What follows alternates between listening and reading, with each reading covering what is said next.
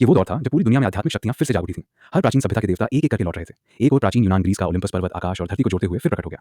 दूसरी ओर नॉर्स उत्तरी यूरोप के 9 दिव्य लोग जाग उठे। यहाँ तक कि जापान के पास भी उसकी पौराणिक 8 सिरों वाली सर्प देवता की शक्ति मौजूद थी। लेकिन केवल चीन के देवता कभी नहीं जागे। इसी कारण पश्चिमी देवताओं ने चीन को चारों तरफ से दबाना शुरू कर दिया। फिर वो दिन आया जब जापान ने पश्चिमी देवताओं के साथ मिलकर चीन पर हमला कर दिया। देवताओं जैसी अपार शक्ति के सामने भी चीन का कोई सैनिक पीछे नहीं हटा। हर नागरिक सैनिक बनकर देश की रक्षा के लिए खड़ा हो गया। लेकिन इंसानी शरीर आखिर देवताओं का सामना कब तक कर सकता था? कुछ ही समय में पूरा देश तबाही से भर गया। इन खबरों को देखते हुए मैं अपने दिमाग में यादें खोजने लगा, लेकिन कुछ भी याद नहीं आया। क्या सच में चीन के पास कोई देवता नहीं है?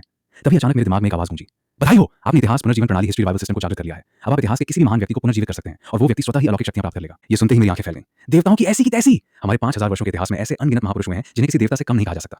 युद्ध के देव समान बाईची, वीरता के प्रतीक गुआन यू, अमर कवि लीबाई, चाय के महान आचार्य लुयू। हमारे पूर्वज कभी किसी देवता से नहीं डरे। इसी बीच समाचार आया, चीन ने ग्रीस की सभी शर्तें ठुकरा दी हैं। दोनों पक्षों के बीच पहली वार्ता असफल रही है। ग्रीस के प्रतिनिधियों ने चेतावनी दी है कि यदि चीन उनकी मांगे नहीं मानेगा तो उत्तर पश्चिमी सीमा पर युद्ध निश्चित है।